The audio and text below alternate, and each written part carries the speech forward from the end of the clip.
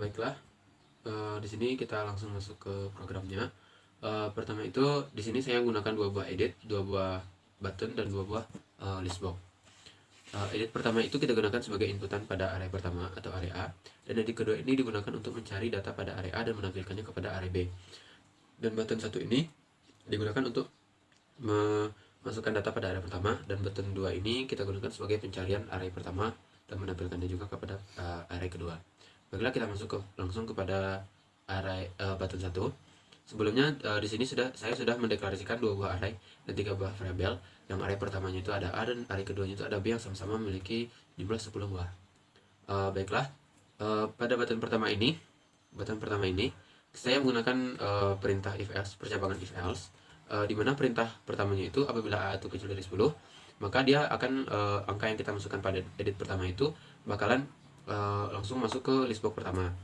Yang ini kode programnya, dan yang ini digunakan untuk membaca atau menukar karakter string menjadi integer, dan yang ini digunakan untuk supaya yang data yang kita masukkan itu berurut ke bawah. Dan perintah else-nya ini, jadi apabila A itu sudah 10 dan kita juga masukkan lagi, maka akan keluar pesan sudah sepenuh seperti ini. Dan edit pertama ini, edit satu clear ini digunakan untuk supaya ketika kita sudah menekan button 1, maka dia akan data yang kita tuliskan tadi akan terhapus. Dan edit satu set fokus ini digunakan kalau kita sudah menekan button 1, maka kursornya itu akan langsung ke edit pertama. Kita langsung masuk ke button 2, di mana button 2 ini kita gunakan untuk pencarian tadi, program pencarian tadi, yang ini saya menggunakan for. Sebelumnya itu variabel yang kita gunakan pada edit 2 itu yaitu variabel x. Jadi gini, yang ini tuh berguna untuk mengubah string pada edit 2 itu menjadi integer, di mana integer ini berguna untuk membaca angka atau menyimpan angka. Nah, yang listbox 3 ini, listbox 3 items clear ini digunakan kalau kita sebelumnya itu sudah memasukkan datanya itu atau angkanya, maka ketika kita mencari data lagi, maka data yang sebelumnya akan terhapus. Nah, di sini untuk pencariannya saya menggunakan for, dimana di sini saya deklarasikan variabel baru yaitu y untuk perulangannya. Nah, di dalam for itu saya gunakan for if, dimana apabila if-nya x-nya itu sama dengan variabel a atau y. Kenapa y? Karena yang berlaku dalam for ini hanya variabel y, bukan variabel a. Nah, jadi untuk menyamakannya, maka itu b sama dengan y. Kenapa b? Karena tidak x. Karena pada listbox atau pada array kedua ini atau array b ini kita menggunakan variabel b, bukan variabel x gitu. Nah, yang di sini untuk menyamakan jadi untuk menyamakan variabel b dengan variabel a. Jadi kalau dia sudah sama, maka akan muncul data yang kita masukkan itu kepada listbox ketiga, dan ini kode programnya.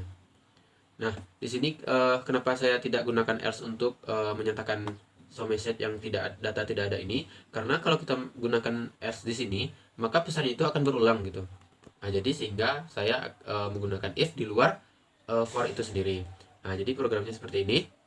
Jadi perintahnya itu apabila x itu tidak sama dengan array A, maka akan keluar pesan bahwa data yang kita cari itu data tidak ada seperti ini.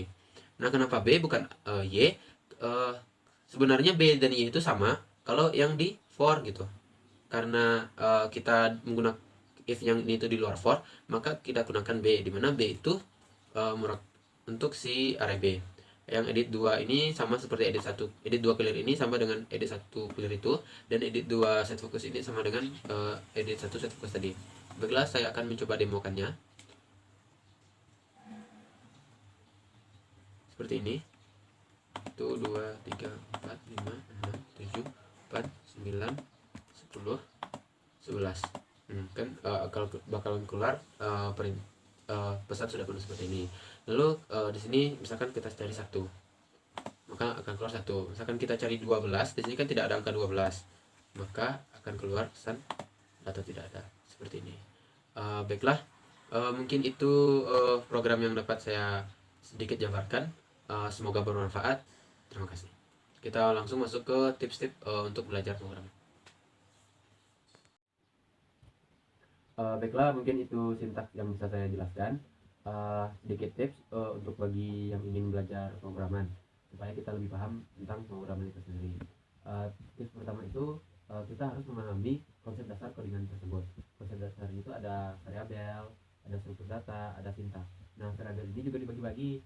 Ada yang namanya char, ada char ini untuk karakter, ini untuk angka, dan banyak lagi yang lainnya. Nah, yang kedua, kita tuh harus memilih bahasa pemrograman yang akan kita gunakan. Pada saat kita ingin membuat satu program, kita tuh harus tahu kita tuh akan membuat apa. Uh, Bahasa pemrograman yang digunakan untuk pembangunan web dan aplikasi itu berbeda. Jadi sebelum kita buat programan, kita harus tahu dulu apa bahasa pemrograman yang akan kita gunakan. Dan yang ketiga, pelajari pemrograman satu persatu. Tujuannya itu supaya ketika kita melakukan atau membuat programan, kita tidak mencampur adukkan bahasa pemrograman yang satu dengan yang lainnya. Dan yang keempat itu, mulailah mempelajari dasar-dasar bahasa pemrograman. Kalau yang tadi kita memahami konsepnya, kalau di sini kita mulai mempraktekkan dasar-dasar tersebut. Dan yang kelima ada mencari sumber-sumber untuk membimbing dalam belajar. Hal ini sangat diperlukan dikarenakan pembimbing ini akan membantu kita dalam membuat programan itu sendiri, dan apabila kita ada sedikit kendala, kita bisa menanyanya kepada pembimbing tersebut. Dan yang terakhir itu kita bisa mempelajari codingan yang telah dibuat orang lain. Di sini kita bisa belajar tentang suatu programming yang telah selesai dibuat orang lain. Di situ kita bisa uraikan kalau ini tuh jadinya bakal kayak gini, kalau sintak yang kita buat yang ini jadinya bakal begini. Mungkin itu sedikit tip dari saya bagi yang ingin belajar programan. Terima kasih. Itu UTS yang saya kerjakan. Semoga bermanfaat. Assalamualaikum warahmatullahi wabarakatuh.